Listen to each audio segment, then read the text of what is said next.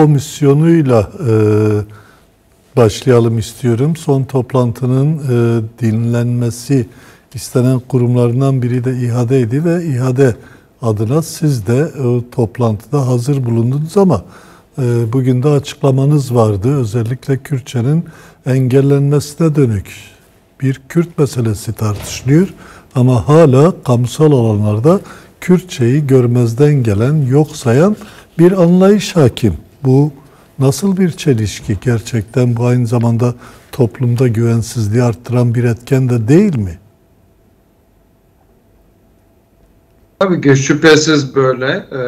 Biz dün tabii ki annelerin oturumuyla bizimki çok farklı bir saatlerde oldu. Onlar çıktı, biz girdik. Dolayısıyla biz orada olup biteni daha sonrasında bizim toplantı bittikten sonra biz öğrenmiş olduk. Bunu keşke daha önceden öğrenmiş olsaydık zaten İnsan Hakları Derneği olarak bunu orada da ifade etmekten çekinmezdik. Ben bu konuda tekrardan Nezahat Teke anneye ve Rabia Kıran anneye, onların şahsında bütün Kürt halkının bu dilinin konuşulmaması konusundaki ısrarın, devletin ısrarını yanlış bulduğumuzu tekrar ifade etmek istiyorum. Onlardan bizim bilgimiz olmadığı için onu da orada dile getiremediğimizden dolayı özürlerimizi diliyoruz. Tabii ki biz bugün hemen o konuya ilişkin bir açıklamamızı yaptık. Şimdi Barış ve Çözüm Komisyonu dediğimiz, hani ismi, uzun ismi daha farklı olan ama bizce Barış ve Çözüm Komisyonu olan komisyon 31 Temmuz'da kuruldu.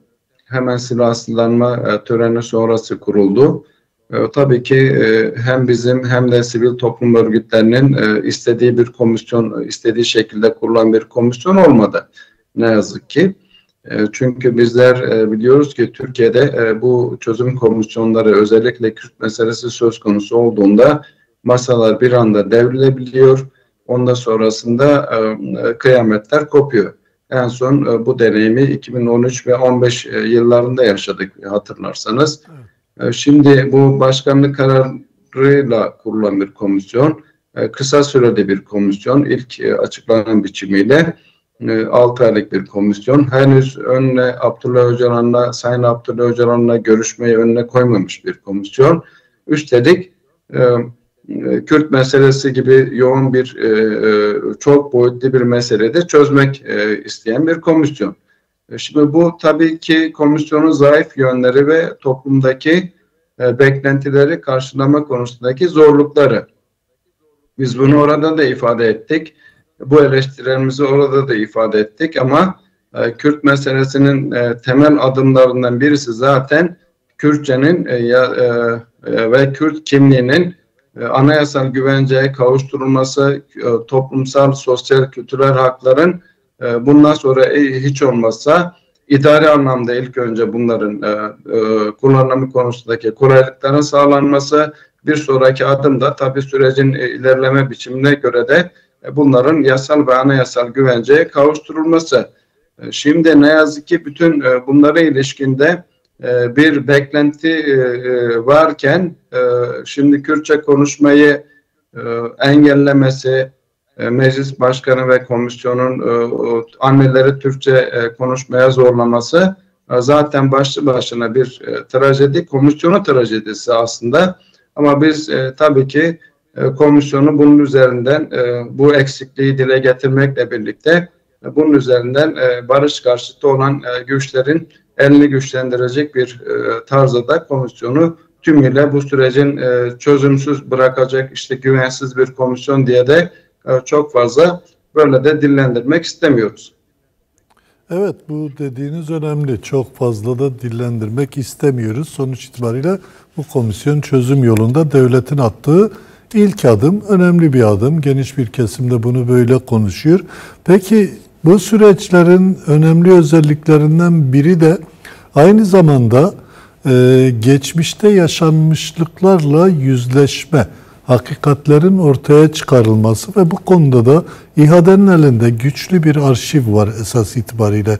İnsan Hakları Derneği neredeyse kuruluşundan bu yana geçen sürede tüm yaşanan hak ihlallerini ciddi anlamda da arşivlemiş bir kurum. Siz o komisyonda gerçekten gelecekte böyle bir yüzleşme, bir hakikatlerin ortaya çıkarılmasına dönük yaklaşım sergileyebildiniz mi? Ya da bu konuda önerileriniz, görüşleriniz oldu mu? Tabii ki şimdi Kürt meselesi dediğimiz gibi 100 yıllık bir mesele. Bunun belki Cumhuriyet tarihiyle birlikte 100 yıllık diyoruz ama bunun daha önceden Osmanlı dönemine tekabül eden tarafları da var. Ama 100 yıllık Cumhuriyet dönemini göz önünde bulundurduğumuzda orada da ben ifade ettim. 1924'te Terakkiperver Cumhuriyet Fırkası kuruldu. Hemen bir yıl sonra da Şeyh Said olayı yaşandı bildiğiniz gibi. Ve hemen bu gerekçe gösterilerek bu parti kapatıldı. Bu saatten sonra yani 1924-25 yılından sonra işte İstiklal mahkemeleri kuruldu. Sonrasında red ve inkar geldi. İşte vatandaş Türkçe konuş, çok konuş kampanyaları geldi. Darbeler geldi, olağanüstü haller geldi, devlet güvenlik mahkemeleri geldi, Diyarbakır zindanındaki işkenceler, insanlık dışı uygulamalar gündeme geldi ve PKK ile birlikte de zaten bütün Kürdistan coğrafyasında ağır insan hakları ihlalleri işlendi.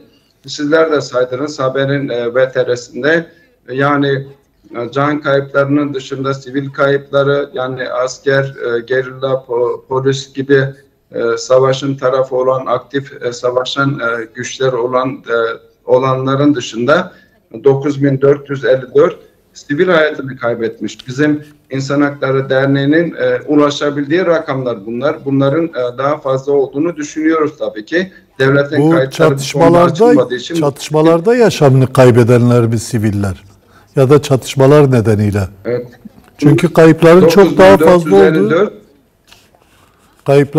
daha fazla olduğu gerçeği var. 17.000 faili meçhul cinayetten söz ediyoruz. Tabii ki şimdi meclisin faili meçhul cinayetleri araştırma komisyonu raporlarında tabii ki bunlar daha fazla. Biz ifade ettik. Orada da ifade ettik. Bir hatırlarsanız Lice yandı, yıkıldı. Oraya başbakan yardımcısı bile gidemedi. Devletin en üst yöneticileri bile gidemediler. Siyasi partiler gidemediler. Yine Şırnak boşaltıldı. İşte şu anda mamur meselesi dediğimiz şey aslında 92 yılında Şırnak'ın yakılıp yıkılması ve insanların can havliyle Güney Kürdistan'a geçmeleri meselesidir. Şimdi buralara zaten ulaşma şansımız yoktu. Buralarda ne yaşandı, nasıl bir insanlık dışı durum yaşandı, bunların hepsine ulaşma şansımız yok. Dolayısıyla biz bunu orada da ifade ettik. Bizim kayıtlarımız en az rakamlardır. Bunların daha fazla olduğunu zaten biliyoruz. Bunları hem köy boşaltma rakamlarından biliyoruz, hem yargısız infazlardan biliyoruz, hem toplu mezarlardan biliyoruz. Ve dolayısıyla aslında ilk meselesi bir insan hakları meselesi olduğu kadar aynı zamanda topluluk haklarını da haklarını da içeren hakları sağlaması gereken bir süreçteyiz. Şimdi öncelikle tabii ki İnsan Hakları Derneği'nin öncelik verdiği mesele öncelikle bir negatif barışın sağlanması yani şiddetin durdurulması. Şimdi PKK 1 Mart 2025 tarihinde Sayın Abdullah Öcalan'ın çağrısıyla ateşkes ilan ettiğini söylemiş oldu. Kamuoyuna deklare etti ama devletin Güney Kürdistan'daki askeri operasyonları durmadı. İnsan Hakları Derneği bu süreci de izledi. Bu süreçte de karşılıklı can kayıplarının olduğunu biliyoruz. Ve bunları da zaten komisyona aktardık. Şimdi ondan sonraki süreç pozitif barışa geçişin aşamaları. Bunlar da yasal idari bir takım tedbirleri içerir ve bir sonraki adımda hakikat, yüzleşme ve adalet komisyonlarının kurulması. Yani özür mekanizmaları, yine yüzleşme mekanizmaları, yine hakikat mekanizmalarının kurulması, sivil ölümleri başta olmak üzere bütün arşivlerin açılması ve bu arşivleri değerlendirecek kurulların bir yasal güvencesinin olması, itirafta bulunacak ya da beyan verecek insanlara belli bir güvencelerin sağlanması, bütün bunlar aslında dünyada yaşanmış örneklerin benzeri mekanizmaların, uluslararası mekanizmaların burada kurulması gerekir. Şimdi biz daha işin başındayız. Yani bu mekanizmalar aslında biraz daha süreç ilerlediği zaman ortaya çıkabilecek mekanizmalar. Şimdi esasında devletin öncelik verdiği mesele silahsızlanma meselesi. Şimdi silahsızlanma meselesi konusunda da Birleşmiş Milletler'in silahsızlanma konusunda yayınlanmış olduğu bir kılavuz var. Yani buna ilişkin de bir mekanizma, bir hukuki düzenleme gerekir. Şimdi devlet bunu kurmadığı halde işte bütün PKK'liler silah bıraksın, gelsin, teslim olsun. İşte şu andaki yürürlükteki yasa nedir? Bu yürürlükteki yasa itirafçı olun ya da pişman olduğunuzu söyleyin ya da buna benzer şeyler. Şimdi zaten bunlar bir çözüm olmuş olsaydı bugüne kadar Kürt meselesi çözülmüş olurdu. Şimdi devletin 30 tane PKK militanı silahlarını yaktı. Bu insanlar silahlarını bıraktıkları halde üzerlerinde bir üniformaları kaldı. Onları da çıkarabilirler. Peki bunların buraya dönmesinin önünde hangi mani vardı da bunlar dönmediler? Şimdi ben bunu da komisyona soruyorum ve sorduk da zaten orada. Şimdi bu insanlar buraya gelebilmesi için bu insanların yasal güvencelerinin olması gerekir. Ve diğer elinde silah bulunan militanların da bakın bir süreç işliyor. İşte bizim bir yasal güvencemiz var, demokratik siyasete katılma imkanlarımız var demesi lazım. Biz komisyona tabii ki bunu da önerdik. Yani Barış ve Demokratik Toplum grubu diye kendisini ifade eden, başta KCK eş başkanı Bese Uzat'ın da içerisinde bulunduğu 30 kişilik PKK militanının mutlaka dinlenmesi gerektiğini ifade ettik. Başta da tabii ki Sayın Abdullah Öcalan'ın dinlenmesi gerekir. Yine sizler Avrupa'da yayın yapıyorsunuz. Avrupa'da pek çok Türkiye'de siyaset yapmış insanların parlamenterlik görevini yapmış, belediye başkanlığı görevini yapmış ya da parti yöneticiliği yapmış insanlar bu da haklarındaki kovuşturmalardan kaynaklı yurt dışına çıkmış durumda. Yani diasporada ciddi bir Kürt siyaseti var. Onlarla görüşmeniz gerekir diye biz bu önerilerimizi zaten komisyona yapmış olduk. Tabii ki bununla birlikte de Kürt meselesinin insan hakları boyutuyla, insancıl hukuk boyutuyla terörle mücadele yasasının kaldırılması gerektiğini, yine Kürt büyüklerinden Şeyh Said ve Seyit Rıza'nın mezar yerlerinin açıklanması gerektiğini, yine işte bir takım isimlerin iade edilmesi gerektiğini, siyasi mahpusların cezaevlerinden çıkması için bir takım düzenlemeler gerektiğini, yine idare ve gözlem kurullarının lağvedilmesi gerektiğine ilişkin çok sayıda başlıkta biz komisyona İnsan Hakları Derneği olarak önerilerimizi yapmış olduk. Tabii ki kanun hükmünde kararnameler, yine kayyumların yarattığı sorunlar, hem siyaset yapma hakkı, hem şu anda kayyumlar mesela Batman'da ve Van'da Batman'da 185 tane insanı, işçiyi işten çıkarmış durumda. Van'da da 223 tane işçi sadece Kürt oldukları için işten çıkarılmışlar durumda. Şimdi bunu sadece Kürt oldukları dediğimiz için birileri rahatsız oluyor ama ben bugün onlarla bir görüşme yaptım dernek genel merkezinde. Hangi sendikalara üyesiniz dedim. Yani çok çeşitli sendikalar söylediler. Hatta sendikasız olan bile insanlar var.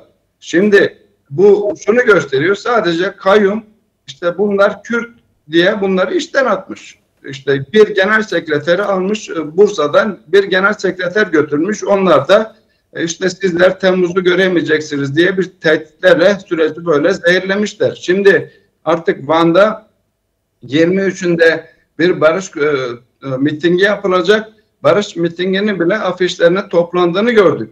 Şimdi bu kabul edilemez bir şeydir. Yani bir yandan bunlar yaşanırken, bir yandan sokağa çıkılamazken, bir yandan basın özgürlüğü yokken, bir yandan Kürtlerin halen mecliste bile, bir çözüm komisyonunda bile konuşulamazken tabii ki biz umutsuzluk yaymak istemiyoruz ama böyle bir durum söz konusu. Bütün bunların görülmesi gerekir. İnsan Hakları Derneği tabii ki bu barış umudunu asılmış durumda. Bu barış umudunun hakikate, gerçeğe erişebilmesi için elinden gelen çabayı sarf edeceğine dair biz inancımızı da görevlere hazır olduğumuzda orada da ifade ettik. Zaten 11 Temmuz'daki silahlanma töreninde, silahların iması töreninde İnsan Hakları Derneği'nin de içerisinde bulunduğu 3 tane kuruma silah envanteri ve silahları yakan PKK militanlarının kimlik bilgileri bizlere teslim edilmiş oldu. Bu aynı zamanda bir görevdir, bir sorumluluktur. Zaten yaptığımız işlerin biraz da ağırlaştırılması anlamına gelir ama biz bundan tabii ki rahatsız değiliz.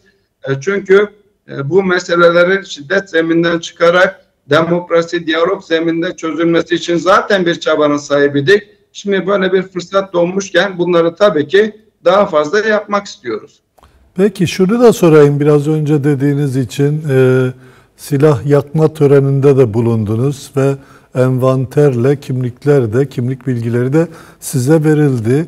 O kimlik bilgilerini komisyona mı sakladınız, onlara mı teslim ettiniz, yoksa önceden bu konuyla ilgili bir girişiminiz olmuş muydu?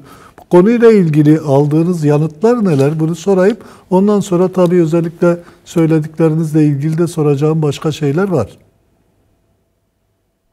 Tabii ki Fehim Bey, şimdi biz kimlik bilgileri ve silah envanterlerini tarafların rızası olmadan bir yerde açıklama şansımız ve görevimiz yok. Yani bu onların bize güvenlerine ilişkin bir saygısızlık olur. Yani bunları işte basına servis edelim, bunlar işte bize verildi, kendi propagandamızı yapalım diye bunları kullanmadık. Zaten kimlik bilgileri bir süre sonra basında yayınlandı. İşte kod isimler ve işte kimin ne zaman katıldığı, örgütteki kod resmi ismi nedir, kod ismi nedir, bütün bunlar açıklandı ama silah envanterleri açıklanmadı.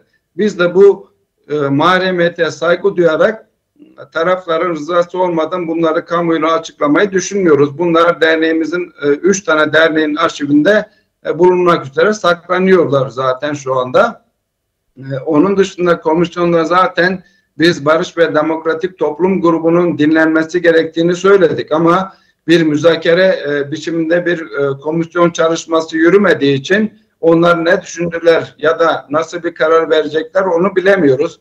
Biz sadece sunumlarımızı yaptık, önerilerimizi yaptık ve çıkmış olduk.